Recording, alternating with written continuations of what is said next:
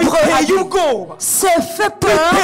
Ça fait peur d'être outragé par les mains de Dieu. Ça fait peur que les mains de Dieu te punissent. Seigneur, pourquoi les méchants sont dans les anges? Pourquoi les méchants sont bien? On dirait que tu les as plantés, ils sont comme des arbres. Ils n'ont aucun problème. Ils volent, on ne les attend pas.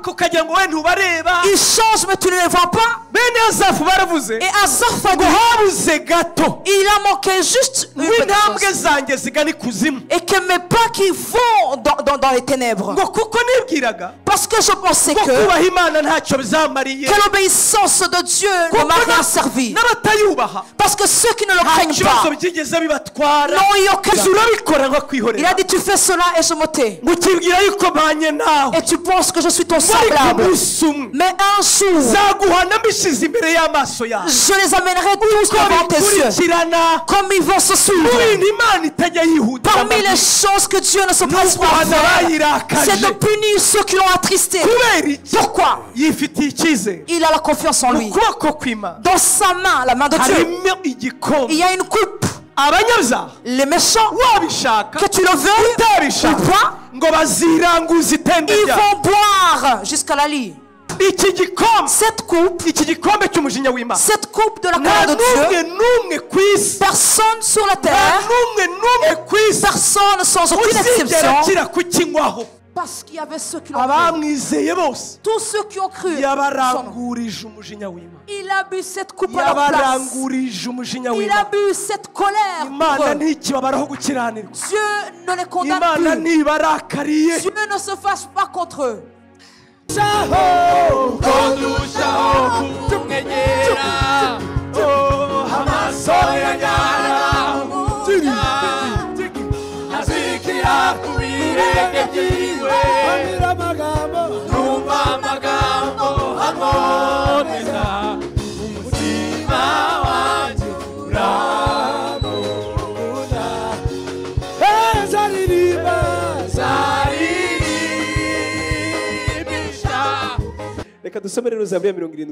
Nous allons lire le psaume 75.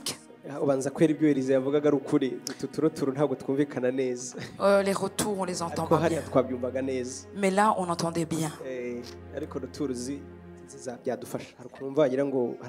Si vous savez régler les retours pour que nous puissions nous entendre. Psaume 75. Verset 9. Je voudrais vous dire dès l'avant, nous allons lire beaucoup d'écritures parce que je voudrais que nous puissions apprendre. Nous allons apprendre sur ce thème que je vais vous dire, mais nous allons lire beaucoup d'écritures pour que nous puissions discerner ce que nous allons étudier. Amen. Psaume 75, verset 9. kuko mu ntoki z'Uwiteka harimo agacuma muri Bibiliya ijambo ryera, ariko Bibiliya yera suko havuga ijambo ry'Imana haravuga ngo afite igikombe. Muranyemera nze gusoma muri iyo Bibiliya ijambo ry'Imana mu gifaransa, ariko byo biroroshye. Si vous avez la Bible en français? Oui, c'est quoi? Coupe, c'est ça. Ariko batraduiza Bibiliya yera kuko yanditswe mbere bakoresheje ikinyarwanda abantu bakumva. Quand on a traduit, on a essayé d'utiliser un langage qui est courant.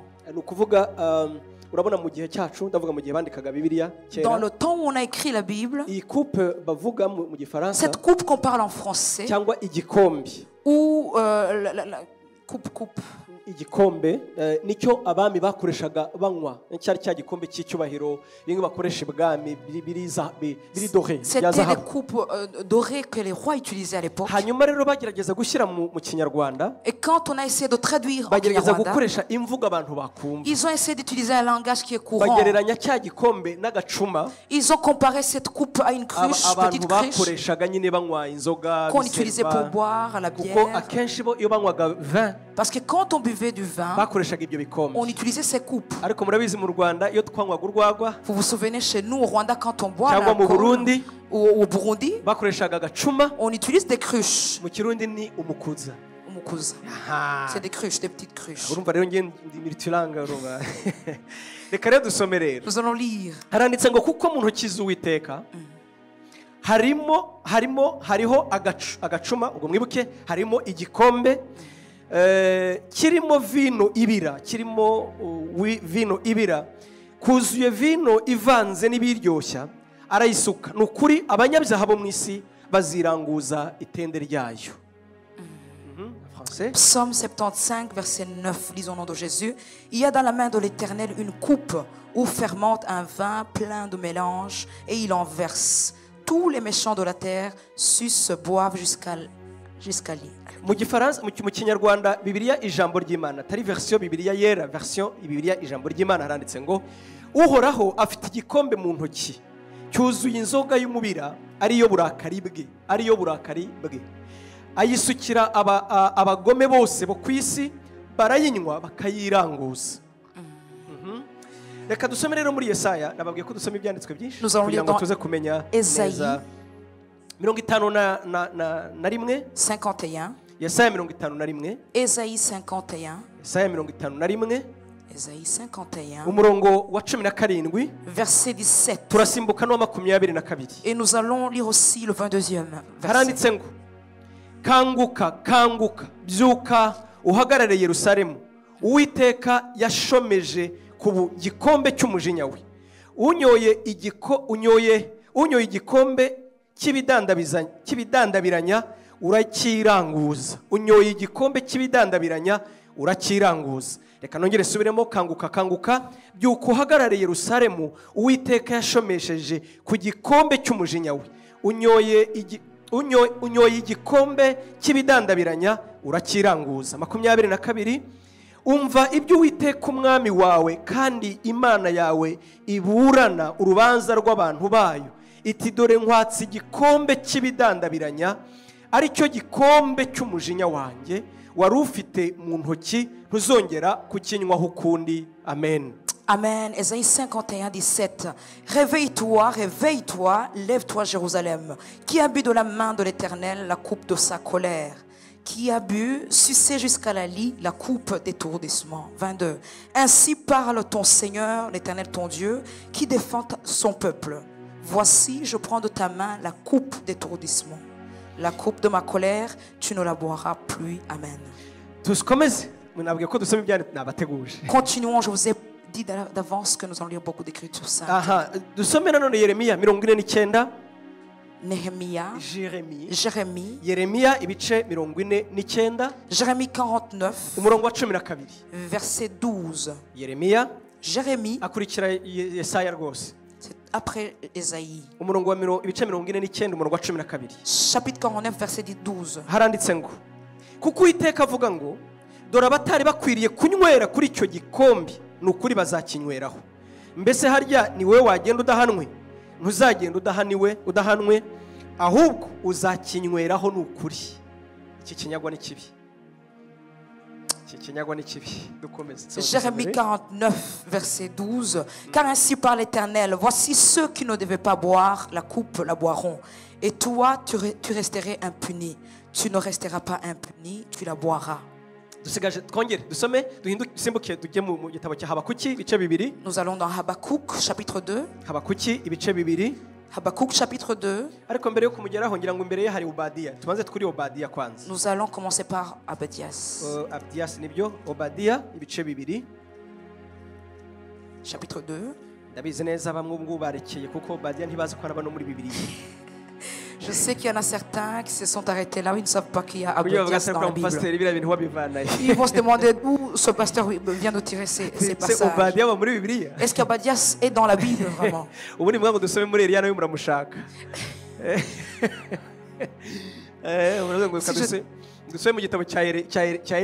Quand on va dire le livre des livres, vous allez chercher aussi. Abdias, il a juste un chapitre.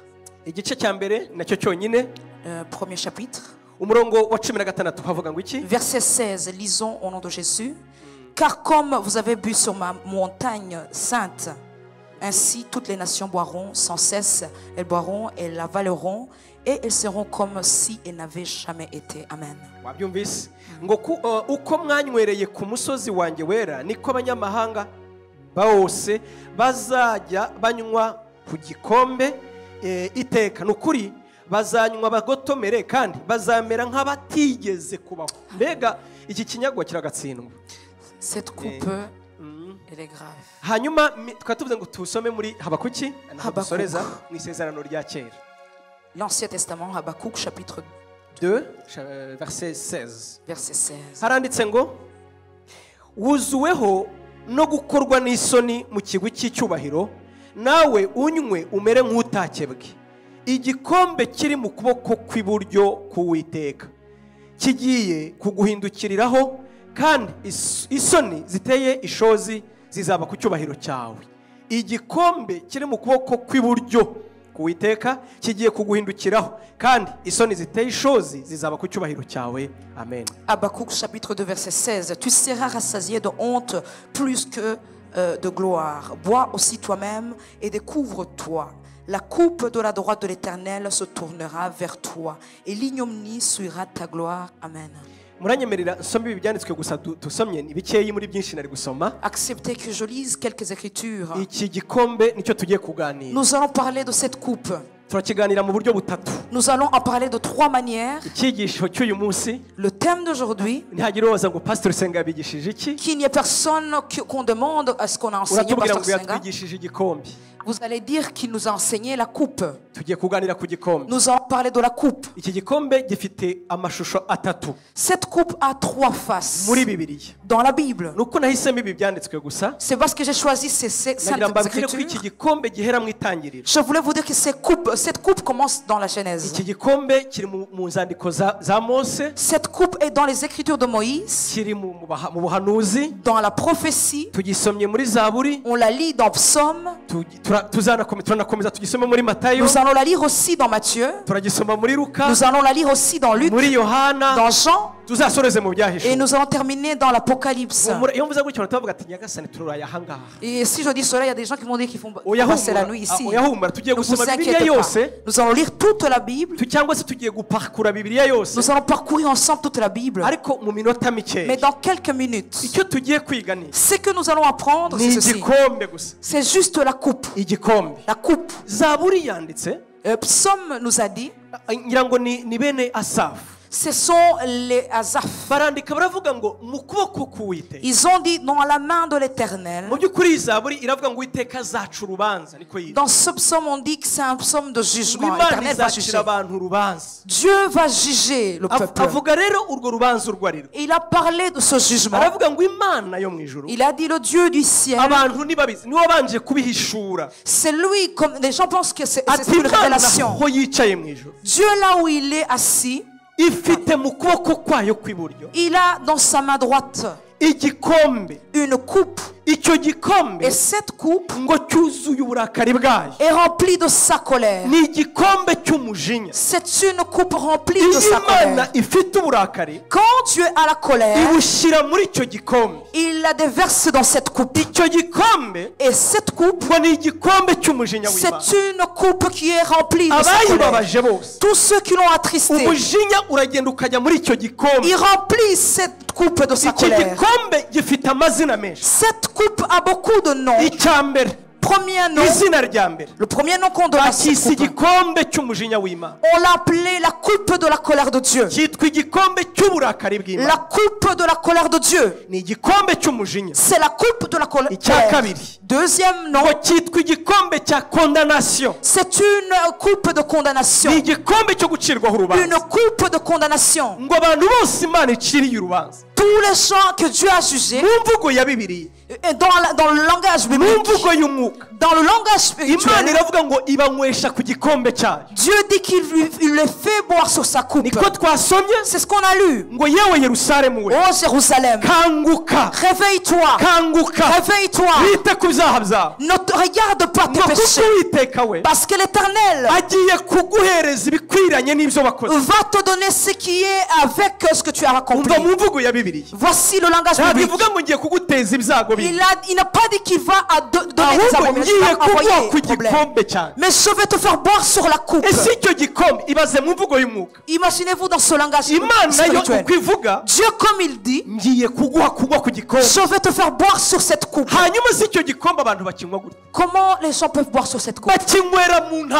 Ils la boivent au travers des combats qui les entraînent dans la perdition, qui meurent. Ils ont les famines, beaucoup de problèmes. Vous perdez les membres de la famille. Vous êtes chassés dans le pays, devenir des esclaves. Cela dans le langage du vin, c'est des choses que Dieu a données aux gens.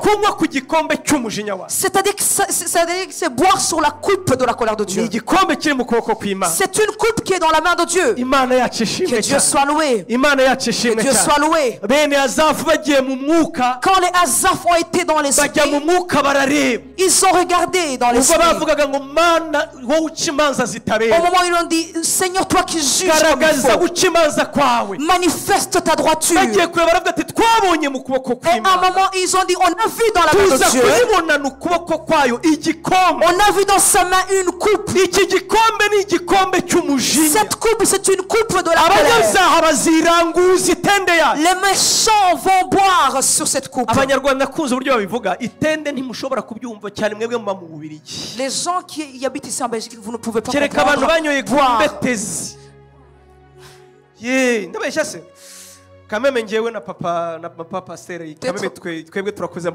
Papa pasteur et moi on a peut-être vu ça. Grandir c'est pas seulement l'âge, mais ceux qui sont nés dans le papa. Les gens vont boire sur cette coupe. Vont la lier, vont sucer, vont boire. Ils vont boire jusqu'à ce qu'il ne reste rien. Que notre Dieu soit loué. Que notre Dieu soit loué.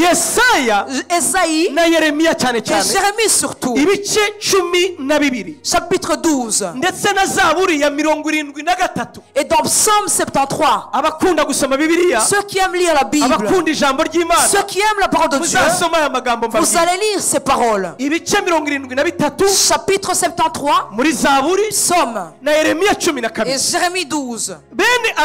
Les Azaph ainsi que Jérémie, même s'ils n'ont pas vécu dans la même époque, ils avaient un problème, une question.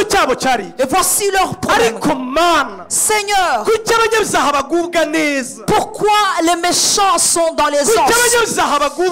Pourquoi les méchants sont bien? On dirait que tu les as plantés, ils sont comme des arbres. Ils n'ont aucun problème. Ils volent, on ne les attend pas. Ils changent, mais tu ne les vois pas. Et Azaph a dit, il a manqué juste une chose. Et que mes pas qui vont dans les ténèbres. Parce que je pensais que l'obéissance de Dieu ne m'a rien servi. Parce que ceux qui ne le craignent pas n'ont eu aucun problème. Ils ont écrit jusqu'à ce que Dieu m'a conduit dans le Saint sanctuaire. Et il m'a montré la fin de ces méchants. Et il m'a montré la fin de ces pécheurs. Et même dans leur mort, je me suis dit qu'ils ne vont pas. Même leurs foyers sont bien solides. J'ai cru qu'ils n'ont pas de problème. Mais quand j'ai vu leur fin, c'est là où j'ai dit que je n'ai plus en vue. Je reviens ici. Alléluia. Alléluia. Alléluia. Psaume 55. Il a dit David. Souvenez-vous de ce psaume. Surtout 50. Verset 16. Il a dit tu fais cela et je me tais. Et tu penses que je suis ton semblable. Mais un jour, je les amènerai tous devant tes yeux. Comme ils vont se suivre. Parmi les choses que Dieu ne se passe pas faire, c'est de punir ceux qui l'ont attristé. Pourquoi? Il a la confiance en lui. Dans sa main, la main de Dieu, il y a une coupe. Les méchants, que tu le veux ou pas, ils vont boire jusqu'à la lie. Est-ce que vous m'avez entendu? Est-ce que vous m'avez entendu? Amen. Alléluia. C'est ce que Jérémie a dit. Je voudrais vous dire. C'est pas moi qui l'a lu, c'est la Bible qui l'a écrit. Les punitions que Dieu donne aux gens dans son langage, il dit qu'il va les faire boire sur sa coupe. Je vais leur faire boire sur la coupe. Mais quand les gens boivent sur cette coupe, ils perdent les membres de leur famille, des problèmes, les souffrances, chagrins, des problèmes que tu ne peux pas exprimer. Cette coupe, c'est une coupe de condamnation, c'est une coupe de honte, c'est une coupe de souffrance, c'est une coupe de chagrin, c'est une coupe qui déborde, qui est plus grande. Alléluia. Alléluia. Je voulais vous faire peur. Est-ce que c'est ce que je voulais vous dire? Ce n'est pas une bonne nouvelle que je vous apporte. Ce que je vous dis, c'est une mauvaise nouvelle. Est-ce que je mens? Est-ce que c'est bon à entendre? Si je continue à dire ceci, il y a des gens qui peuvent avoir peur. Ceux qui font les forniques, les voleurs, les tueurs, ceux qui complotent, ceux qui font des abominations. Tous ces gens, ils attendent de boire sur cette coupe. Dieu a dit, je ne m'empresse pas. Ceux qui me craignent et ceux qui ne me craignent pas. Dieu n'a pas peur. Parmi les choses que nous les chrétiens, nous en général les chrétiens, parmi les choses qui nous outragent les choses de Dieu, c'est la manière dont Dieu ne se presse pas de punir les gens. Mais la Bible nous a dit qu'il a la confiance en lui-même. Moi dans ma main, j'ai une cruche, coupe. J'ai une coupe. Et cette coupe, c'est une coupe de condamnation.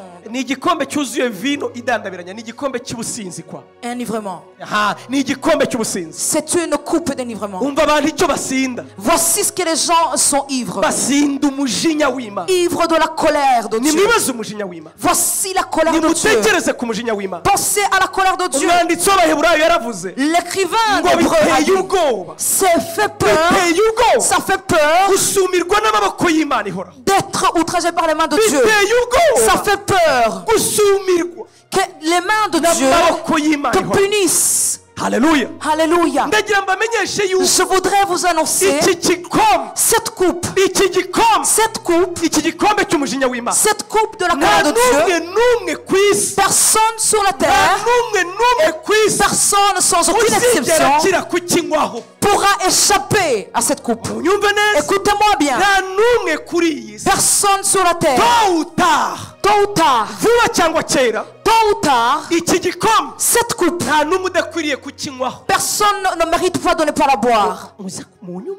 Écoutez-moi bien. Je vais changer. Il n'y a aucune personne qui ne méritait pas. Il n'y a aucune personne qui ne méritait pas de boire ce coupe. Pourquoi? Parce que nous avons tous péché. On a tous péché. On a péché. On n'a pas eu accès à la grâce de à la gloire de Dieu. On n'a pas eu accès à la gloire de Dieu. Est-ce que nous sommes ensemble?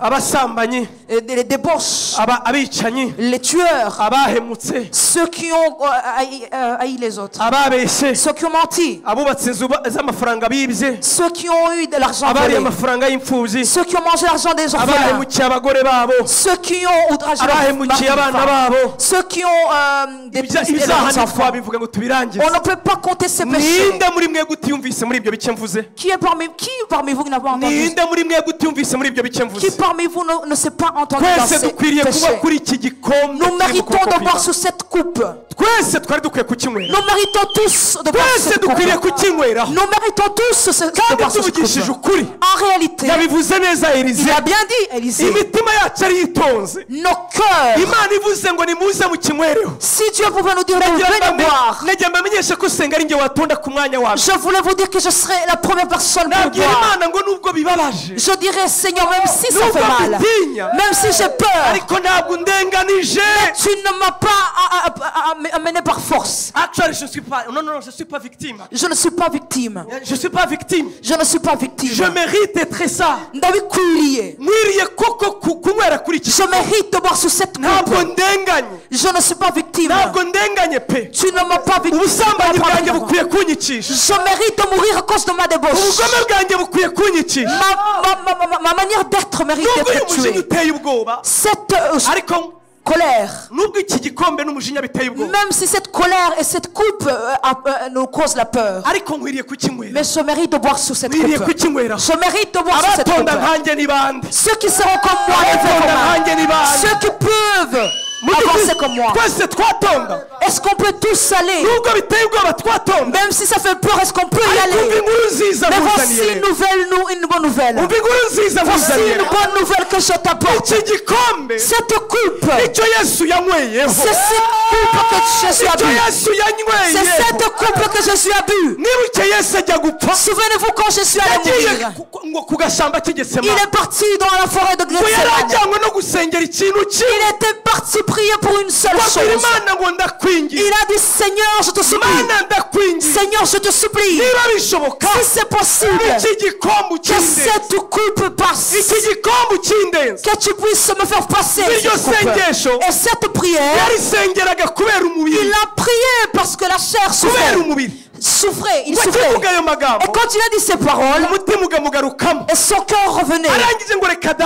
il a dit non, Nibibe nk'uko ushaka. que cela ne soit pas comme je Ahubwo veux, bibe nk'uko mais que ushaka. cela se passe comme tu le veux. Haleluya. Alléluia. Taramasarabonda. Ikinyago sinkwiye kugitindaho. Mwacyumvise igikombe Je ne veux pas m'attarder sur cette coupe. twese dukwiye kukinywaho. Est-ce qu'on mérite de boire Iki cette coupe? gikombe rero Cette coupe, mu maboko ya Yesu dans la main de Jésus, cyahindutse ukundi. est devenue comme une autre Nta chose. kindi cyamuzanye mu isi. Il n'y a rien d'autre qui l'a Kwari mis sur la ukugira ngo terre. akure igikombe mu kuboko C'était kw'Imana. pour prendre la coupe dans la main Kwari du kuza Père. gukura igikombe mu kuboko C'était kw'Imana. venu prendre la coupe dans la maison Yabwiye Imana ngo de Dieu. iki gikombe ndakikwaka. Il a dit, Seigneur, je prends Iki cette coupe. gikombe Je ndakikwaka. te prends cette coupe. Igikombe cy'ibyaha byawe. La coupe de mes péchés. Igikombe cy'ubugome La bwawe. coupe de ta méchanceté. yagikuye mu kuboko kw'Imana. Parce qu'il l'a arraché dans la main de Dieu. Cyagihe aboroga. Quand il a pleuré, igihe yaborogaga quand il était en train de pleurer, abwira Imana ngo ndapfuye. il a dit, Seigneur, je vais ngo mourir. ibizuya bikagera ubwo bihinduka. Il a sué la sueur de sang. yatinyaga ikintu kimwe. Il avait peur d'une seule chose. mwigeze mwumva avuga ngo undinde urupfu. Est-ce qu'il a dit, épargne-moi la mort? mwigeze mwumva avuga ngo undinde urupfu. Est-ce que vous avez entendu là où il a dit, épargne-moi la mort? yabwiye abigishwa be Il a dit à ses disciples, ngo turazamuka tujye Yerusalemu. nous allons monter jusqu'à uzi impamvu Jérusalem. ngiyeyo se? Vous savez pourquoi j'y vais? kuva kera Parce que depuis ngo longtemps, abahanuzi bose bapfiriye Yerusalemu. les prophètes ont décédé à yewe ngiye Jérusalem. gupfa ndabizi. Voici, moi je monte pour yigeze mourir. atinya urupfu. Il n'a pas eu peur de la ikintu mort. yatinye ni kimwe. Voici ce qu'il a eu ngo peur. yarebaga ibizira biri mu kuboko Il kw'Imana. voyait ces abominations dans la main de bitigeze Dieu. bigira uwabimaraho na rimwe. Qu'il n'y ait personne qui a pu arracher cette abisirayeli coupe. bari barabinyoye. Israël avait bu sur cette ariko coupe. ntibyabakiza kamere. Mais cette coupe n'a pas terminé Imana yari leur yarabahaye charnel. kera. Dieu les avait punis avant. n'abanyamahanga barahanwe. Même les étrangers ont été punis. tiro yarahanwe. Il a été aussi n'andi puni. mahanga yarahanwe. D'autres nations ont été punies. ariko iki gikombe Mais cette coupe cyari kikiri mu maboko y'Imana. était toujours dans la main de yesu Dieu. rero ngo aramanuka. Et Jésus est descendu. yesu rero aramanuka. Voici Jésus est descendu. burya nta kindi cyari kimuzanye. Il n'y a rien d'autre qui l'a fait amener sur la Matayo terre. 26. Matthieu 26. Matayo Matthieu 26 26. umurongo wa 39. Verset 39. ntabwo noneho ndi busome Nous n'allons pas lire. cyangwa se musome. Nous allons lire. ubundi dusome. On va lire d'ailleurs. some. Lisons. Haleluya. Alléluia. ndabibona mwafashijwe nkanjye. Vous êtes édifiés, je le vois comme moi. mwafashijwe nkanjye. Vous êtes édifiés comme moi. Matayo Alléluia. 26. 39. L'évangile selon Matthieu 26. hari ufite verset bibiri ijambo 29. ry'Imana. Quelqu'un a la Bible de Dieu? Bibiliya ijambo ry'Imana, la parole de L'autre Dieu. version, La version, la Bible, la parole de Dieu. Amen. Version, actually, ninde buyifite? Version, ndavuga version. Zaburi. Version. Ngewe ndayifite. Je vais lire. Reka nshake vuba vuba. Matayo 26 umurongo. L'évangile selon Matthieu chapitre 26 verset 29. Zaburi. Urakoze cyane. Haranditse ngo 39 yigira imbere ho hato arunama arasenga ati data 39. niba bishoboka iki gikombe cy'indenge ariko bye kubukongewe shaka ahubwo bibukoshaka. Amen. L'évangile selon Matthieu chapitre 26 verset 39. Puis ayant fait quelques pas en avant, il se jeta sur sa face et pria ainsi: Mon Père, s'il est possible que cette coupe s'éloigne de moi. Toutefois, non pas ce que je veux, mais ce que tu veux. Amen. Il s'avança de quelques pas, il a dit: Père, écoute-moi, Père. Jésus n'avait pas peur de la mort. Il n'avait pas peur de la mort. Parce que si tu as peur de la mort, tu vas mourir. Il n'a jamais eu peur de la mort. Vous savez pourquoi il n'a pas eu peur de la mort? Il avait dit dans Jean 11, 26, surtout 25, verset 25. Il a dit: c'est moi, la résurrection et la vie. Je le sais très bien. Même si je meurs, je vais ressusciter. Il a dit à ses disciples: nous allons à Jérusalem. L'homme, un fils de l'homme va être crucifié, va être enterré. Mais au troisième jour, il va ressusciter. Jésus n'avait pas peur de la mort. Il savait qu'il va ressusciter. Voici ce dont il avait peur. C'est de porter la colère. C'est boire sur la coupe de la colère de Dieu. D'où vient cette colère? C'était les péchés de ceux qui étaient dans le monde et la débauche de ceux qui sont sur la terre, la méchanceté de ceux qui étaient sur la terre, les péchés de ceux qui étaient dans le monde. Voici ce qu'il avait peur. Depuis qu'il est vivant, depuis que Jésus était vivant, ça lui a pris juste 12 heures. C'est le seul moment où il a perdu la communion avec le Père. C'est juste cela qui lui a fait peur. Et Dieu lui a empêché de voir sa face. Et quand il disait: Père, tu es où? Et Dieu regardait de l'autre côté. Ne me demande pas là où je suis, ma colère est sur toi maintenant. Toute ma colère est sur toi. C'est pour cela que tout ce qui s'est passé sur lui, je voulais vous dire que la science approuve qu'on peut avoir le stress jusqu'à ce qu'on sue le sang. Il y a un journaliste qui a dit, un Américain, il a fait des recherches et lu son ouvrage. Il a demandé à beaucoup de docteurs américains: birashoboka que quelqu'un stresse ou la détresse ou la dépression jusqu'à ce qu'il sue du sang. Ils lui ont dit: scientifiquement parlant, c'est possible, mais ça n'a jamais existé, à part seulement sur un homme. Jésus, imaginez-vous le degré de sa colère.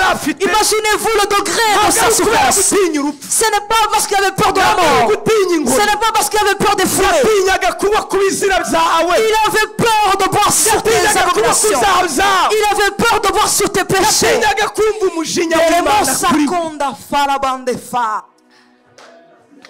Alléluia. Que notre Dieu soit loué. Que notre Dieu soit loué. Je voulais vous rappeler ceci. Écris si tu es là où tu veux. Jean chapitre 19. L'évangile selon Jean. L'évangile selon Jean. Jean chapitre 19. Jean chapitre 19. Verset 11. Iki ni igihe Petero, burya Petero yararenganye, mujya mubyemeranya nanjye. Il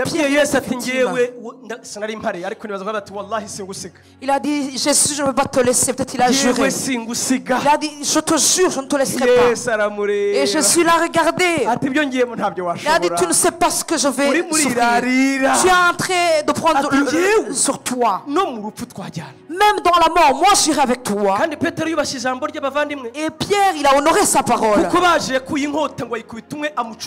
Parce qu'il a coupé l'oreille d'un soldat. Il a attendu que Jésus donne les ordres de passer à gauche ou à droite pour tuer ces gens. Mais voici ce que Jésus a dit. Voici ce que Jésus lui a dit. Verset 11. Jésus répondit, bwo kugira icyo untwara utabuhawe buvuye mu ijuru cyo gituma ukungabije kurusha icyaha. Umurongo wa 10 Pilato aramusubiza, ibi bikuye nibyo ni ngewe wibeshye? Yesu aramusubiza ati ego nicyo gituma ukungabije akurusha icyaha. Ni 18 sorry, verset 18.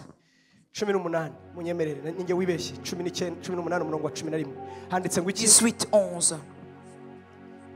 Jésus dit à Pierre, remets ton épée dans le fourreau. Ne boirai-je pas la coupe que le Père m'a donnée à boire? Voici ce que Jésus a répondu à Pierre. Pierre, remets ton épée dans le fourreau. Tu as combattu un combat charnel. Ça, ce n'est pas mon combat. Il venait de s'exprimer lui-même. Si c'était un combat, j'allais appeler 12 bataillons, 12 régions. 12 régions. Une région composée de 3000 soldats. C'est plus qu'un bataillon. Plus ou moins 3000 soldats. Si c'était pour combattre, j'allais appeler les anges 12 régions. Écoutez-moi bien. Je ne suis pas en train d'aller rapidement. Prenez 3000 fois 12. C'est combien? 36 000.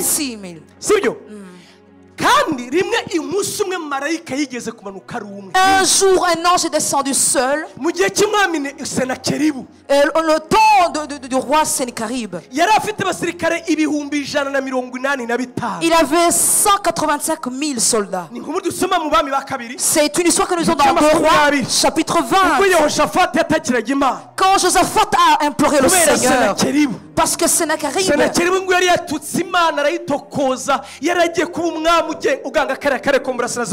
il avait insulté le Seigneur, il allait être le roi de l'Orient, du Midi. Tellement qu'il a dit, quel est le Dieu qui va te délivrer de mes mains? Demandez même au roi des autres étrangers. L'Éternel que tu parles ne sait rien. Et Dieu a dit au roi, tu peux te taire. Sennacherib va mourir comme un chien, ne saura pas ce qu'il a tué. La Bible nous dit qu'un seul ange,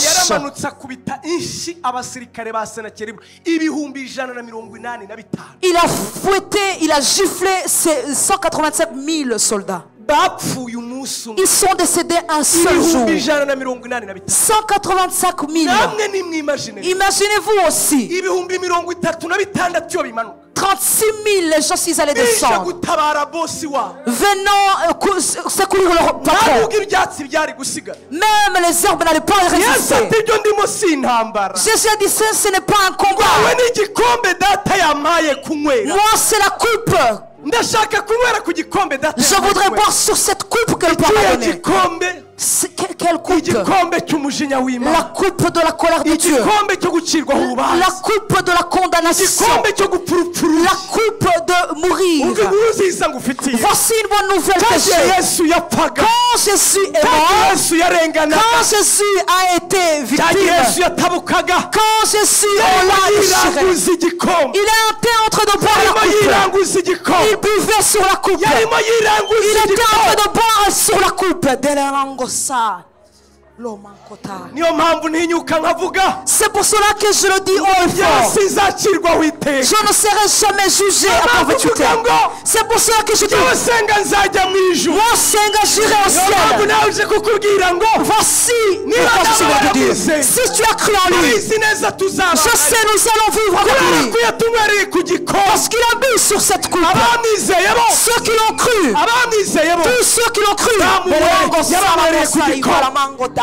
ont bu sur cette coupe. Il a bu sur cette coupe. Écoute-moi bien. Dieu ne sait pas comment faire de toi. Il ne sait pas ce qu'il va faire de toi. S'il se fâche contre toi, il trouve que toute sa colère. Jésus l'a bu. Jésus l'a bu. Jésus l'a bu. Est-ce que tu m'entends?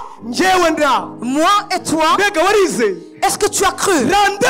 Le rendez-vous. Le rendez-vous. Nous venons de tarder dans le monde. Jésus va vite. Mais je voulais vous dire, le rendez-vous apôtre, c'est dans les cieux. Dans les cieux. Nous allons ressusciter. Nous irons le voir vis-à-vis. Vous savez pourquoi on va ressusciter? On a cru en lui. Il a bu sur cette coupe. La colère de Dieu n'est plus sur nous. Alléluia.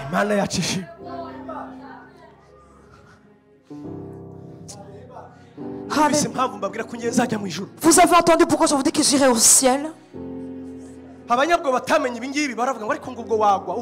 Les peureux qui ont peur, ils disent, est-ce que tu peux mourir? Tu peux chuter? On ne sait pas différencier quatre choses. Il y a une différence entre chuter et reculer. Reculer, ça veut dire Jésus n'est plus le chemin, la vie et la vérité. Je pars. C'est ce que Dieu a dit qu'il ne se réjouira jamais. Ceux qui vont reculer vont périr. Mais chuter, c'est comme ça que nous vivons. Parce que tu chutes parce que l'ennemi t'a piégé. Tu chutes parce que le chemin est glissant. Tu chutes parce que tu n'as pas été bienveillant. Ça veut dire quoi? Qu'est-ce que Dieu a dit sur dis à Satan, quitte toi sur mon chemin. Parce que même si je tombe, je ne serai pas par terre. Alléluia. Je n'ai pas peur de chuter. Je connais Jésus. Même si Satan amène la peur, il y a celui qui m'a dit, même si je tombe, il va me relever. Je ne resterai pas par terre, il va me relever. Toi et moi le rendez-vous. Toi et moi le rendez-vous. Je te supplie quand ça va arriver. Demande à Jésus où il est. Demande-lui, Senga, il est où? Peut-être nous serons nombreux. Et demande-lui, il est où? Je sais, je serai là-bas. Voici mon espérance, c'est là. Dès la genèse de cette mauvaise coupe, Dieu a dit que les méchants vont boire jusqu'à la lie. Et la miséricorde de Jésus, qu'il a bu sur cette coupe, il n'y aura plus de condamnation. Il n'y aura plus de condamnation. Je ne serai plus condamné. Pourquoi? Pourquoi? Je vais parler de cette coupe de trois manières. La première coupe, c'est la coupe de la colère. Vous avez entendu là où ça s'est terminé. Jésus l'a bu. Parce qu'il y avait ceux qui l'ont cru. Tous ceux qui ont cru. Il a bu cette coupe à leur place. Il a bu cette colère. Dieu ne les condamne plus. Dieu ne se fâche pas contre eux.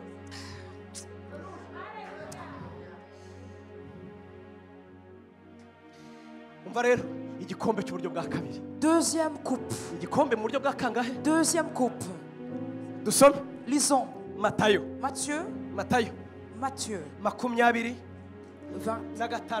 26. 26, 27. Matthieu 26. 26 jusqu'à verset 27. Vous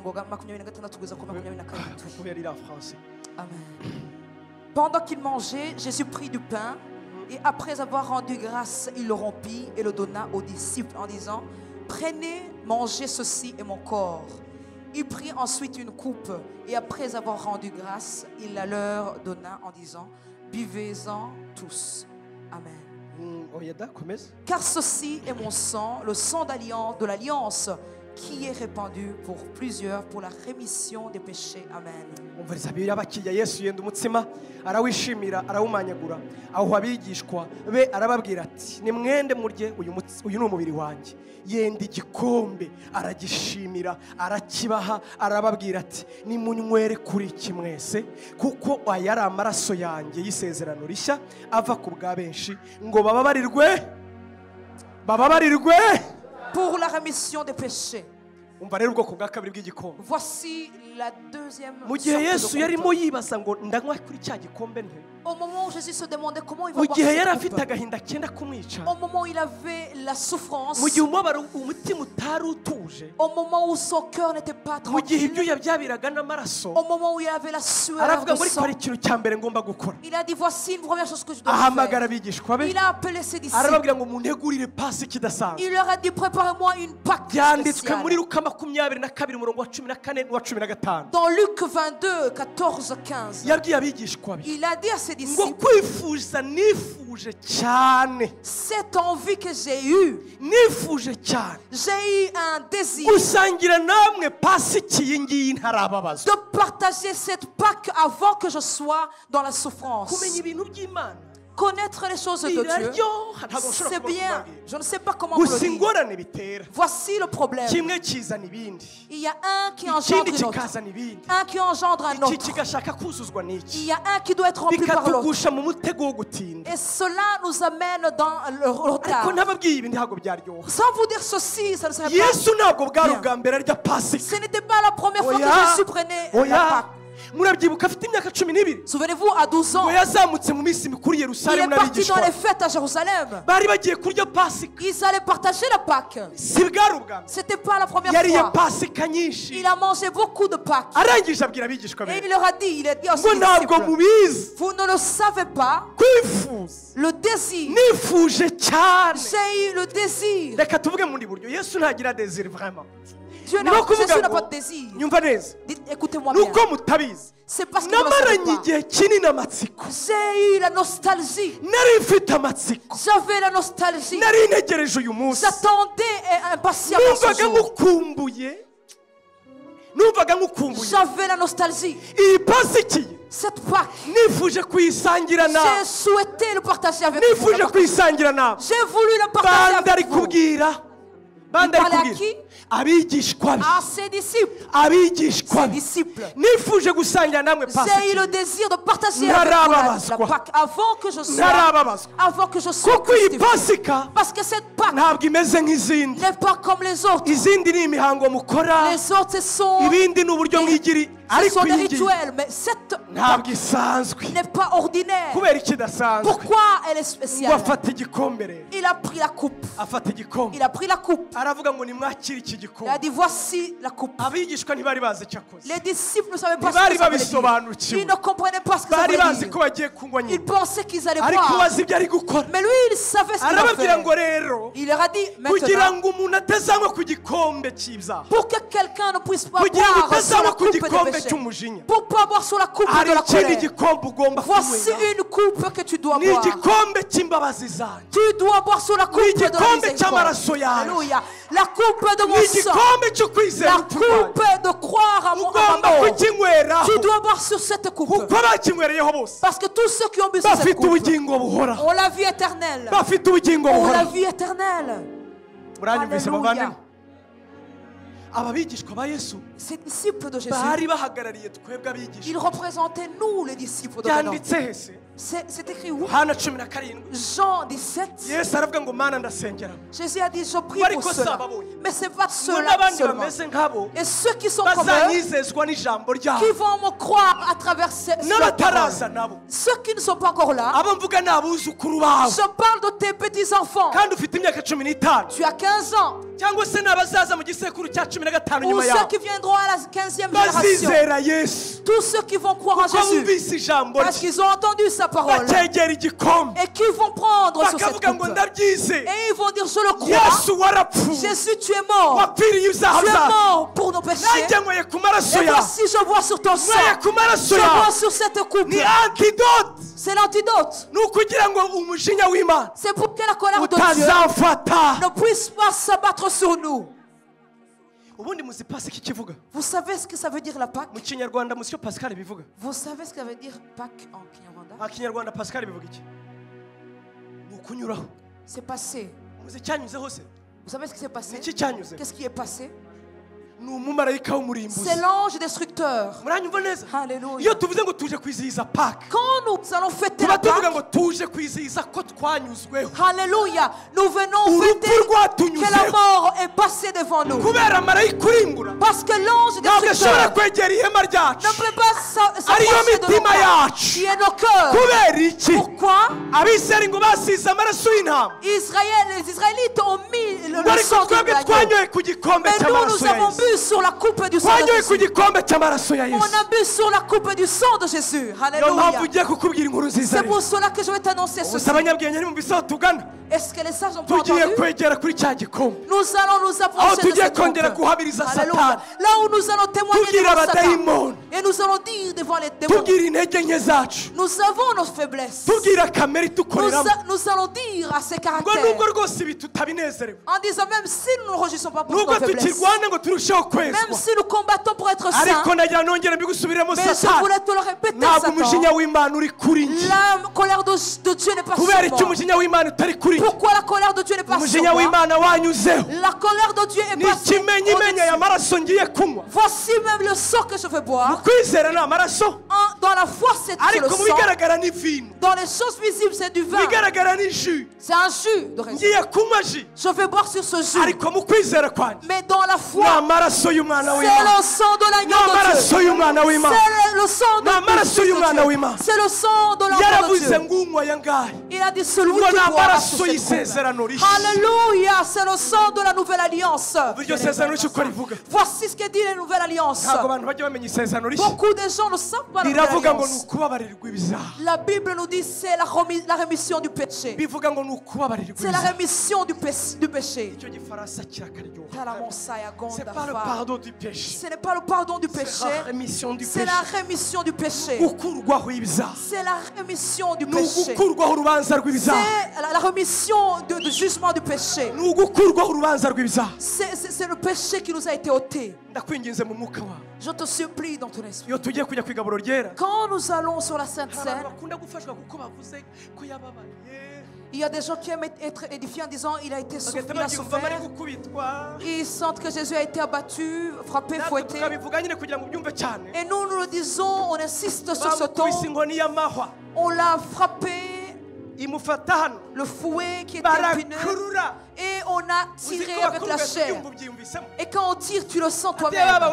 we Tu dis, oh là là, bavane bien-aimé. iyo tutaza gusobanukirwa ibyo turi byo Si on n'avait pas compris ce que nous sommes, ni twebwe abantu b'abashinyaguzi ba mbere baba nous sommes les premiers qui outragent les autres. ibaze namwe abantu bicara bakishimira ku ndi yapfuye Imaginez-vous les gens qui se réjouissent pour la mort de l'autre. ni urupfu rumwe rwonyine C'est une seule mort. twicara tukishima ko habayeho gupfa Nous nous réjouissons pour une seule mort. kubera impamvu Pour une raison. izo nkoni C'est fouet. n'ako gahinda Et ce chagrin, n'uwo mubabaro cette souffrance, ibyuya by'amaraso la sueur de sang, akeneye kubireba il a besoin que tu regardes. ukanezerwa Tu te réjouisses pour kubera ko cela. yabikoreye wowe Parce qu'il l'a fait pour toi. yabikoze ngo we gupfa Il l'a fait pour que tu ne meurs pas. yaguhinduriye aguhereza igikombe cy'ubuzima Il t'a donné la coupe de la vie. aguhereza igikombe Il cy'amaraso t'a donné la coupe de son iyo sang. ukinyoye mu kwizera Quand tu bois cette coupe nta par la rubanza foi, tu uzacirwaho ne seras pas jugé nta à rubanza perpétuité. uzacirwaho Tu ne seras pas jugé. n'ijuru ni igihugu cyawe Le ciel, c'est ton nubikora pays. wizeye Si tu le fais avec n'ijuru ni la igihugu foi, cyawe alléluia, le ciel est ton pays et ton héritage. yumva neza rero Écoute-moi bien. ntabwo ari iriya gaburo tugiye kurya Ce n'est pas cette sainte scène. iriya gaburo ahubwo Cette sainte scène, ni igihamya C'est un acte qui est visible, qui nous montre ce qui s'est passé pour nous dans la foi. Est-ce que tu as cru Jésus comme ton sauveur et le Est-ce que tu as accepté que tu es un pécheur et que tu mérites de boire sur cette coupe de la colère de Dieu? Est-ce que tu l'as accepté? Et est-ce que tu lui as dit, je mérite d'être pardonné par toi? Que tu puisses confesser tes péchés. Que tu dises que tu mérites la mort et que tu n'es pas victime. Je voudrais te l'annoncer. Si tu ne bois pas sur la coupe de la miséricorde de Dieu, tu vas boire sur cette coupe de la colère de Dieu qui est dans sa main.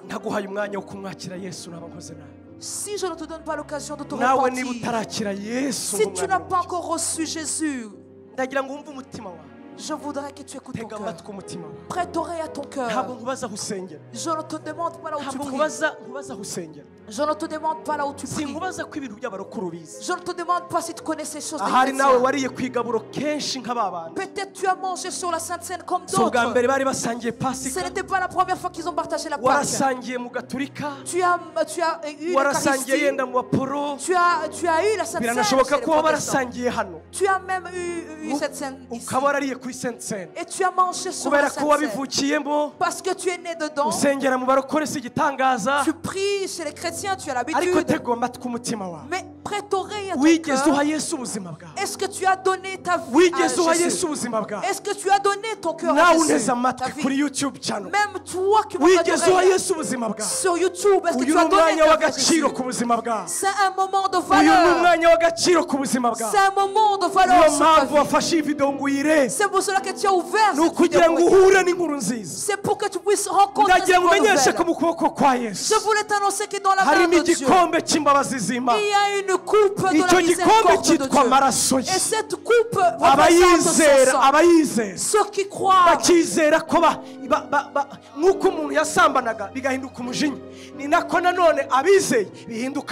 amen, comme on allait dans la débauche et ça devenait la colère, c'est comme ça qu'on croit et que cette coupe soit le sang. Et quand tu dis que tu es un pécheur et tu dis que c'est lui le seul qui peut te sanctifier, que tu es le seul Jésus qui peut me sanctifier, que je te demande que si tu es ici, que tu n'as pas encore donné ta vie à Jésus, c'est un bon moment. C'est pour cela que tu as entendu cette parole. Lève ta main seulement. Accepte que Jésus soit ton roi et ton sauveur. Si tu n'as pas encore donné ta vie à Jésus, juste lève ta main, nous allons prier ensemble. Lève ta main, nous allons prier ensemble. Que tu le reçoives comme ton roi et ton sauveur. Comment nous le recevons? Il a dit Paul, ne te demande pas qui allait aller chercher Jésus. Ne te demande pas qui allait le tirer du mort. Par contre, Dieu a approché cette parole et maintenant elle est dans ta bouche. Parce que si tu confesses de ta bouche que Jésus-Christ est mort, et que tu le crois dans ton cœur que Dieu l'a ressuscité parmi les morts, il l'a ressuscité parce qu'il est mort pour tes péchés. Il l'a ressuscité parce qu'il a bu sur la coupe de mes péchés. Jésus ne s'est pas suicidé. Et non, il ne pouvait pas mourir comme les autres meurent. Il était en train de boire sur la coupe de la colère de Dieu. C'est pour cela qu'il a dit, cette coupe est ta mère. Cette coupe est ta mère. C'était une coupe qui est comme du myrrhe. Les gens disent qu'on boit, c'est comme du myrrhe. C'est pour cela que la dernière parole que Jésus a dit sur la croix, il a dit cette phrase. Il y a eu 7 miracles quand Jésus est décédé. Parmi les 7 paroles que Jésus a dit sur la croix, la dernière parole que Jésus a dit, la dernière parole que Jésus a dit sur la croix a été précédée par un acte qu'il a accompli. Il a dit j'ai soif.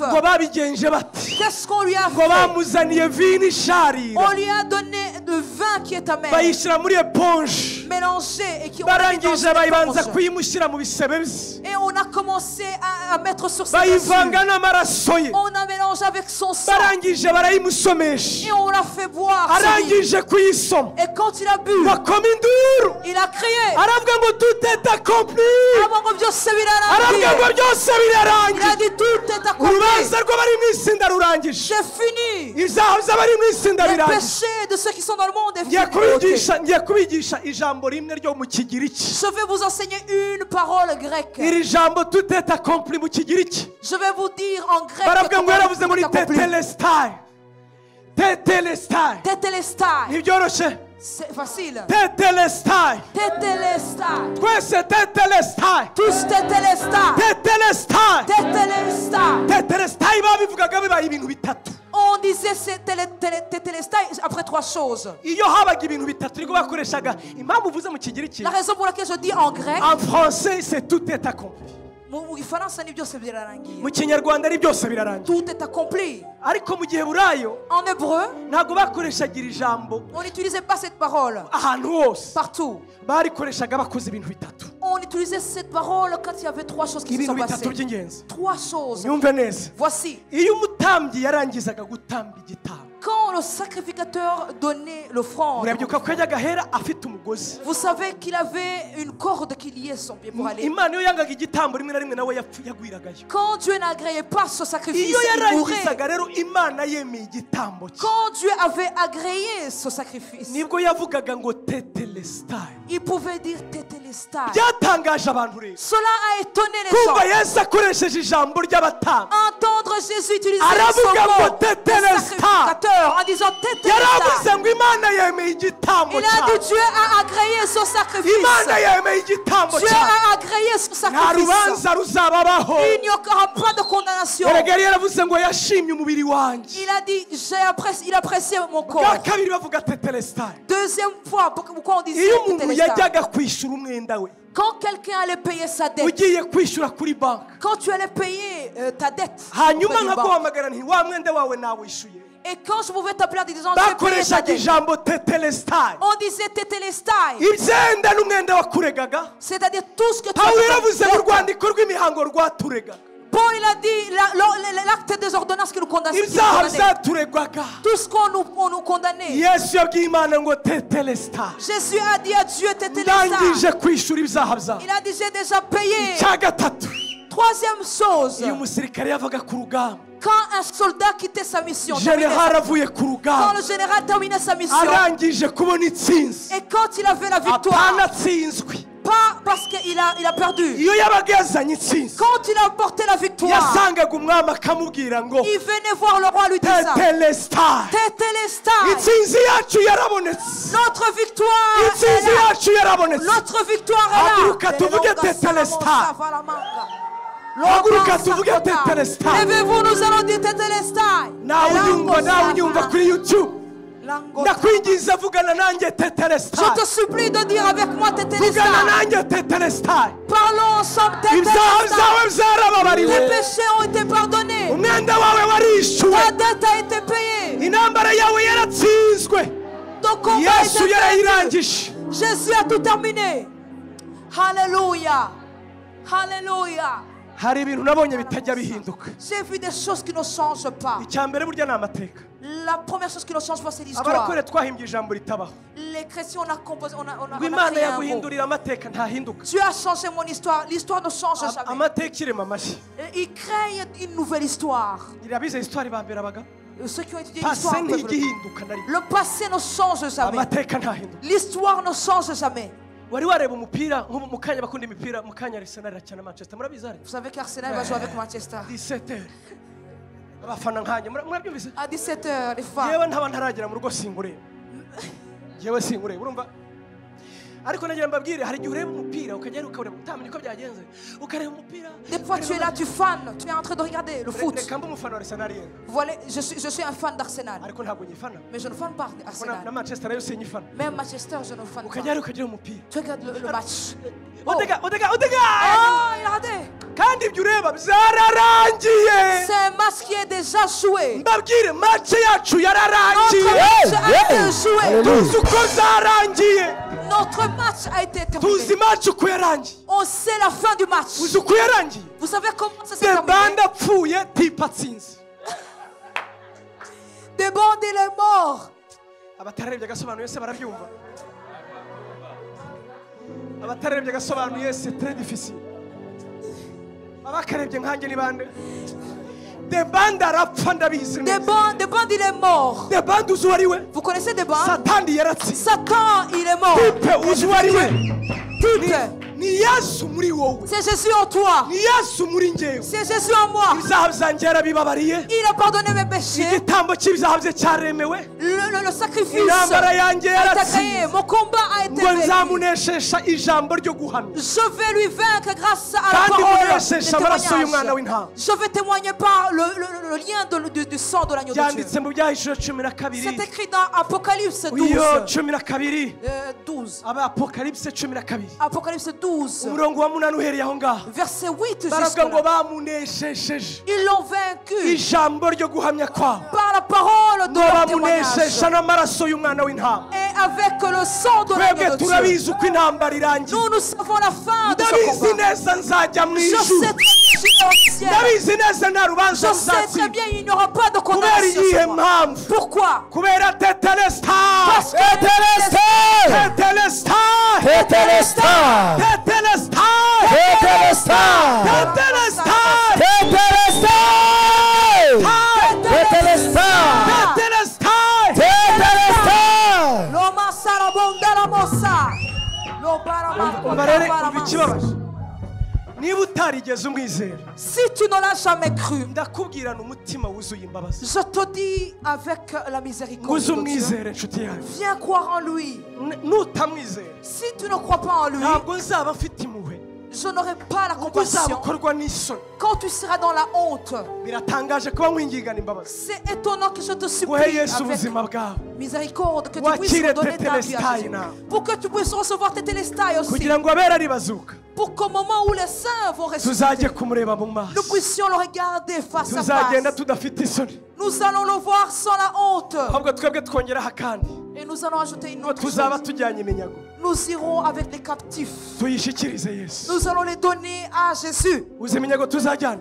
Vous savez ce que nous allons prendre? Ni iyi ngiyi ndi hano ndi gukora. Ce sont ce que je fais. Twebwe Ces aho œuvres. ntabwo badufite, ntabwo tukiri mu kibazo cyo kubura ubugingo. No, no, no. On n'est plus dans le cas des gens qui ont peur de Turagira ngo perdre la vie. tutazatunguka imbere y'umwami nta maturo. On a juste peur de ne pas de comparaître sans les offrandes. Twebwe turimo turareba uburyo twamushyira natwe amaturo. Nous voulons comparaître avec le sacrifice. Cadeau d'amour. Un cadeau humain et rukundo. Uzi impano izo ari zo? Vous savez les Ni cadeaux. ubugingo bw'abizera. C'est la vie de Ni croyants. benshi bakiri urugingo urupfu rw'iteka. Que les gens puissent échapper à la mort éternelle. Kubwiriza abanyarwanda n'abarundi. Prêchez les Burundais, Twebwe prêchez les Rwandais. azaduhemba kabiri. Dieu va nous payer doublement. Muba mumeze nk'ibiti mwese mumeze gutya.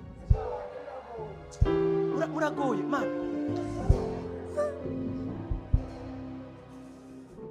Nisoni ndababwira tetelestai mukifata gutyo. Je vous parle de tes télestai, vous restez comme ça. Iyo waba uri muri mwe 5 imbeho yashira. Même si tu as froid, on est dans moins 5 Tetelestai! Tetelestar. Tout est accompli. Tout est accompli. Irarangiye. Irarangiye. Tetelestai! Tetelestar. Tetelestai! Tetelestar. La bossa cotta la mandere fo. La bossa cotta la massa. Hallelujah. Hari ibintu abantu bo muri West Africa Les gens de l'Ouest Afrique bagira ikintu baturusha gikomeye. ont quelque chose de plus Ni grand que abantu nous. bazi kwizera ijambo ry'Imana. Ce sont des gens qui ont la croyance parfaite de la parole de Dieu. Et ils transforment cette parole dans la vie, en Ngiye vie. kubasaba ikintu cyoroshye. Je vais vous demander une simple Muzi icyo bita chose. autocollant? Vous savez ce qu'on appelle Ubu autocollant? nimwakoresha autocollant yanditseho tetelestai Est-ce que vous ne pouvez pas faire un autocollant qui contient ces mots kugira ngo abazungu babyumve neza bavuge ngo tout est accompli. pour que les gens puissent savoir, les Européens puissent savoir qu'on a dit que Ukandika ayo tout est magambo accompli. abiri tetelestai. En écrivant Tétélestai. Hasi ukandika ngo tout est accompli. En dessous, écrivez tout est accompli. Hanyuma Yohana 19:30. Jean 19, 30. Ibyo ntibivuze ubutumwa gusa. Ça, c'est juste abamwanga l'évangile. bararakara Ceux qui ne l'aiment pas ont n'igihe la uzaba colère. uguye n'igihe uzaba Au uguye moment où tu vas tomber, uzahinduka urebe kandi kuri que tu autocollant puisses regarder cet autocollant. umubwire satani ngo mva hejuru wa mwanzi we Tu vas dire Satan, ôte-toi Naho tu es nzagwa au-dessus de moi. nzazuka. Même si je tombe, je me relèverai. Why? Pourquoi? Tetelestai. Tetelestai. Tetelestai. Tetelestai. Tetelestai. Tetelestai. Tetelestai. Tetelestai. Yeah, Les mots salamanca. n'abatajya bavuga ku ndimi mwumvise ururimi ruzajya bavuga hasi rimwe abataravuga ku ndimi basa ujye usenga uvuge ngo tetelestai Même ceux qui n'ont pas encore les langues. tetelestai Tetelestai. Tetelestai. yesu yarangije byose C'est Jésus qui a tout accompli. imana ibaha umugisha Que Dieu vous bénisse. imana ibaha umugisha Que Dieu vous bénisse. imana ibaha umugisha Que Dieu vous bénisse. imana ibaha umugisha Que Dieu vous bénisse. tugiye kwegera ameza rero Nous allons approcher la table. ntawe de Dieu. ncira urubanza n'umwe On n'a plus d'autre nta n'umwe condamnation. ducira urubanza On ne condamne personne. ntabwo dukwiye kurya igaburo nk'abantu baraguze Nous n'allons pas prendre la Sainte Seine comme ntabwo des gens turya igaburo qui nk'abaraguza sont chez les féticheurs. muzareba abantu bakora icyo bita imandwa babandwa Les gens qui font des rituels de sorciers. babikorera mu Ils le rwihishiro font dans la cachette. Là-bas, bagatongera bakavuga ibizabo ils parlent des choses. ariko twebwe tubigaragariza ku Mais mugaragaro nous le faisons tugasangira publiquement. nta soni Et nous partageons ça la tukamanyura honte. tuvuga ngo byararangiye Et on rompt le Nawe prince en disant twirukana tout est n'umwe. accompli. On ne chasse personne. icyama bose bakamwizeraho Si tous pouvaient le croire, tugasangira umutsima que nous n'ubugingo puissions bya kristo partager le pain, la vie tugasangira kubaho de iteka Jésus. Que nous puissions partager son sens. kubera iki Pourquoi? tetelestai Tetelestai. ariko muratekereza yesu Est-ce que vous pensez à Jésus? njya nibaza ikintu Je me demande des fois. ninde uzi ko yesu yahaye yuda Vous savez que Jésus a donné à Judas? uzi ko yesu yahaye yuda Ce que Jésus a donné à Judas, ndagira ngo umenyeshe ko kuri njyewe waba wishizeho ibyaha pour moi, c'est comme si tu te condamnais. niba ushobora kuvuga ngo ndarya abantu Si en disant je vais manger, Bisha ngo simplement. kumwizera simwizera ariko ndarya Je ne le ndabikiza crois pas, je vais manger, c'est tout. nicyo bita kuba yuda C'est comme ça être Judas. nicyo bita kuba C'est comme yuda ça être Judas. ni uko mu mutima utizera C'est que dans ton cœur, tu ne crois mu pas. mutima ntiwizera Dans ton cœur, tu ne crois pas. ntabwo ari uko wakoze ibyaha Ce n'est pas parce que tu as fait des ahubwo péchés. abanyabyaha nibo bakeneye igaburo Par contre, ce sont les pécheurs qui ont besoin de ntabwo cette igaburo Sainte Seine. ryagenewe abakiranuka La Sainte Seine n'est pas pour les justes. yesu yapfiriye abanyabyaha Jésus est mort pour les pécheurs. niyo mpamvu nanga za konsantarasiyo twagiraga niyo mpamvu nanga za konsantarasiyo C'est pour twagiraga cela que je haïs ces concentrations qu'on avait. ukabanza ukiriza gatatu Tu commences à ukavuga ibyo wakoze n'ibyo wakoze n'ibyo wakoze tu commences à dire ce que tu as noneho ukavuga fait ngo ndumva nejejwe et tu dis je suis ça. wiyejeje ntiwejejwe Tu t'es sanctifié toi-même, tu n'es pas ariko ça. bemera ko bejejwe Mais ceux qui savent qu'ils ont été abavuga sanctifiés, tetelestai ceux qui disent Tetelestai. abavuga ngo tetelestai ceux qui disent Tetelestai. kuko biringiye amaraso ya yesu parce qu'ils ont cru dans le kuko sang de bazi Jésus. ko yabapfiriye Parce qu'ils akabazukira savent qu'il est mort pour eux. aba baravuga ngo ni uko mwegera intebe y'ubuntu mudatinya Et ils disent avancer, approcher de ce ngo kugira trône ngo de muhabwe ubuntu grâce. bwo kubakiza Afin que vous puissiez recevoir la grâce qui vous sauve. tumukomere amashyi umwami w'abantu Acclamons pour le roi des rois. tumukomere amashyi umwami w'abantu Acclamons pour le roi des rois. ninde ugiye kunkorera otokora imwe hano yanjye cyangwa akazayihanura je ne sais pas ninde ugiye kudukorera otokora hano Qui va me faire un autocollant parmi vous?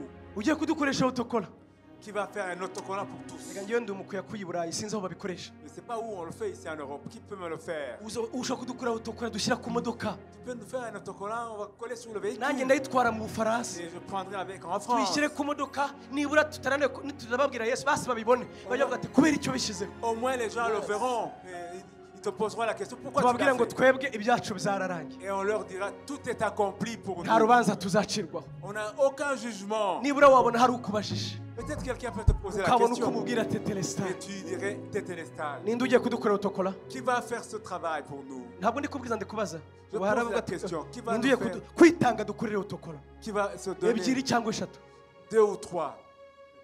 ndatangaye imana igumbugisha ratadani udukuye mu isoni Merci Dani. nande babiri imana ishimwe cyane hanyuma bazishyira ku modoka zacu ni bande abaza kudushyira ku modoka yacu nibura baswe umujyi wa Namire wuzure basanga abantu bo muri Réveil bafite akantu baziranyeho cyitwa Tetelestai. Et comme ça, ils verront que les membres de l'église du Réveil, ils ont quelque chose de commun. ntabwo tuzi kuvuga ubutumwa nicyo kimbabaza. On ne sait pas évangéliser. ntituzi uburyo bwose bwo kubikora. On ne sait pas comment évangéliser. ndagira mbamenyeshe ko ari n'uzazanwa n'ibyo ubwabyo. Vous devez le faire tous. iri jambo ringanditseho ni Tetelestai Vous avez écrit. utangira umusobanuro nitwa ni ibintu bitatu. Et tu vas commencer à donner. icya mbere murakibuka Le premier, igitambo cya Yesu cyaremewe. le sacrifice de nta Jésus a été igitambo cyanjye accepté. cyaremewe. Mon sacrifice a été icya kabiri accepté. Deuxièmement, umwenda wanjye warishuwe. ma dette a été payée. icya gatatu Troisièmement, urugamba Yesu yararutsinze. Jésus a battu nta le kabuza combat. nzajya mu ijuru. J'irai au ciel. Imana ibaha umugisha. Que le ciel vous bénisse. Imana ibaha umugisha. dukomere Yesu amashyi. Hallelujah, hallelujah, hallelujah. ndagusigira aderesi Je laisserai mon adresse. kugira ngo uzanyureze Tetelestai yanjye. Pour que tu m'envoies ton téléphone. Oui, je te kugira ngo l'enverrai. uzanzanire Tetelestai yanjye Et je te l'enverrai. nzayishyira ku modoka. Je le mettrai sur ikimenyimenyi ni ingaruka. la preuve. C'est que nzagarukana imodoka je viendrai avec kugira ngo mon mbereke ko véhicule. Je urabishyizeho. montrerai mon tubone uko autocollant. dukwiza umujyi tubwire ngo Tetelestai C'était l'escale. tout est accompli. Tout est accompli. byaruzuye Byararangiye. byararangiye Tout est fini. twaratsindishirizwa. Alléluia. intambara turimo ni imwe yonyine gusa Le combat que nous menons est le kandi seul. satani abizi ko azatsinda. Et le diable sait qu'il niyo sera vaincu. kumunezeza muri C'est byose pour le plaire à tout. niyo kumunezeza muri C'est byose pour plaire à notre Seigneur en niyo tout. kumunezeza muri byose. C'est pour plaire à notre Seigneur en nuko tout. imibereho yacu ariyo kumwiyegurira ngo tumubereho. Pour que nous puissions nous donner pour lui. ni ukwiyambura umuntu wa kera C'est pour nous dévêtir de ni l'ancien ukurushaho gusa nawe. et de ressembler à Jésus. ariko ibyo tubikora tubizi Mais neza. on le fait en le ubugingo sachant. bwacu bwahishanywe na Kristo mu Mana. Notre vie est cachée en dufite ubugingo buhoraho kubwo kwizera. Allez, nous avons la vie. Imana ibaha éternelle. umugisha. Que le Seigneur vous bénisse. dukomere Yesu amashyi. Acclamez. dukomere Yesu amashyi. Acclamez pour le Seigneur. dukomere Yesu amashyi. sinababwiye ngo ndakivuga mu buryo butatu. uburyo butatu. Trois moyens. icya gatatu rero ni n'umwenda mbagiyemo. Le troisième, je vais le dire. igikombe mu buryo bwa gatatu La troisième sorte de coupe, ni umwenda mbagiyemo. c'est ma dette. tuzawurebera mu byahishuwe On le verra en ibice 17 umurongo wa 4. chapitre 17, verset 4. ibyahishuwe 14 Apocalypse 17 17, umurongo wa 4. au verset 4. dusomere hahandi Qui va lire pour nous muri Bibiliya yera. Bibiliya yera. Bibiliya dans la yera. Sainte Bible. Bibiliya yera haranditse ngo iki? byahishuwe Dans la Sainte Bible, Apocalypse 17, verset 4. 17. Bibiliya yera 17 umurongo wa 4 haranditse ngo Il est écrit, byahishuwe ngo umugore yari yambaye imyenda y'agaciro y'umutuku wijimye n'itukura tukutuku kandi yirimbishije ibintu bikozwe mu izahabu no mu mabuye y'agaciro n'amasaro y'agahebuzo. hanyuma Bibiliya yera yasora mu mbabarire haranditse ngo Bibiliya yera uwo mugore yari yambaye umwenda w'umuhengeri n'umuhemba yari arimbishijwe n'izahabu n'amabuye y'igiciro cyinshi n'imaragarita mu ntoki ze yari afite igikombe cy'izahabu cyuzuye ibizira n'imyanda y'ubusambanyi bwe. mwacyumvise cya gikombe? vous avez entendu la coupe? uzi uyu mugore uwo ari we rero? Vous savez cette femme? aha ni ubutaha rero. C'est la prochaine fois. aha ni ubutaha C'est rero. pour la prochaine fois. icyo gikombe La coupe, abakristo nta rubanza il n'y a pas de jugement pour vous. cyasigaranye antikristo C'est we. l'antichrist qui a la coupe pour le moment. cyasigaranye antikristo wenyine. Il est entre les mains de ngo l'antichrist. niwe uzironguza iki gikombe C'est cyuzuye. lui qui va ngo boire. n'abakurikiye ibyo avuga. Et ceux qui ont suivi ce qu'il a munyemere dit, tuzavuga ubutaha rero. nous allons en parler la uyu prochaine munsi tujye fois. ku igaburo ryera. On va manger la twebwe ntabwo kitureba Ça ne nous ntabwo regarde twebwe pas. turimo. Ça ne nous regarde pas. iki gikombe kirakomeye. Cette coupe, mwumvise aho twagihereye? vous avez vu, urumva aho vous kirangiriza? savez où elle termine. amen. Amen. ibyago by'imperuka. Les iyo bavuga ngo ibyago by'imperuka byanditse mu byahishuwe. derniers temps qui sont écrits dans la la grande tribulation. grande tribulation. ibyago La by'imperuka. grande tribulation ibyo ngibyo bivugwa qui est écrite dans itorero rizaba ritakiri mu isi. l'église ne sera plus dans le nagira monde. mbabwire ko ibyo byago bizasukwa Je vais vous dire que c'est itorero ritakiri mu va isi. se passer après que kuko l'église- imana ntiyatinyuka gukora ibyo parce que Dieu ne peut pas le faire. biteza ibyago abanyabyaha Pour nk'ibyo. pouvoir faire en sorte que les païens puissent avoir ces kandi moments. twebwe twaramaze kubabarirwa Alors que nous avons été tuzaba pardonnés. Nous twarazamutse serions déjà gusangira na Yesu vino yo mu ijuru. en buvant le vin avec Jésus. imana ibaha umugisha. Que Dieu vous bénisse. dukomere Yesu amashyi. Acclamons pour le Seigneur. dukomere Yesu amashyi. Acclamons pour le Seigneur. Kambasabe batuzanire imeza hano hino Qui nous amène la Sainte Seine. maze tujyane kwigaburo Et rye. on va manger à la Sainte Seine ensemble. Tujyane kwigaburo rye. On va partager la Twegere umutima twishime. Nous allons nous rapprocher. Myenda yose Haleluya. yamabari ibyaha atubane yanyishuriye yanyishuriye yamyenda yose yamabari ibyaha atubane yanyishuriye yanyishuriye yamyenda yose yamyenda yose yambabariye yambabari ibyaha atumanira yanyishuriye yanyishuriye yamyenda yamyenda yose yambabariye yambabari ibyaha atumanira yanyishuriye yanyishuriye yamyenda yose yamyenda yose yambabariye yambabari ibyaha atumanira yanyishuriye yanyishuriye yamyenda yose yambabariye yambabari ibyaha atumanira yanyishuriye yanyishuriye yamyenda yose yambabariye yambabari ibyaha atumanira imbabazi ze n'urukundo rwe nibyo bituma tudashiraho imbabazi ze n'urukundo rwe nibyo bituma tudashiraho imbabazi ze imbabazi ze n'urukundo rwe nibyo bituma tudashiraho imbabazi ze imbabazi ze n'urukundo rwe nibyo bituma tudashiraho imbabazi ze imbabazi ze n'urukundo rwe nibyo bituma tudashiraho imbabazi ze imbabazi ze n'urukundo rwe nibyo bituma tudashiraho imbabazi ze imbabazi ze n'urukundo rwe nibyo bituma tudashiraho kuko imigambi yawe kuri njye kuri njye ari myiza kuko imigambi yawe kuri njye ari myiza kuri njye ari myiza zako meza nkwizere kuko utayoza zako meza nkwizere kuko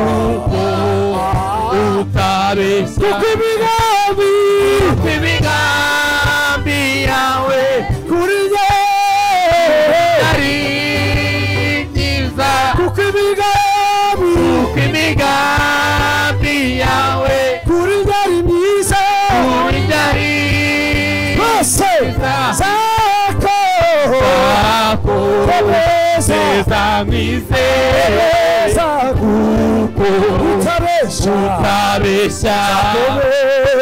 zako meza nkwizere kuko utayobya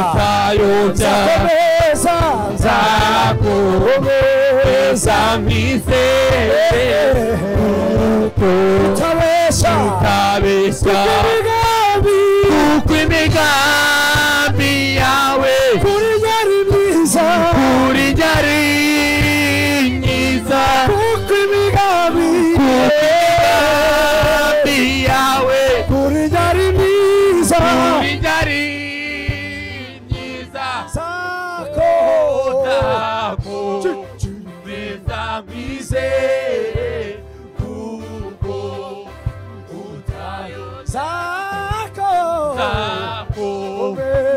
Zamise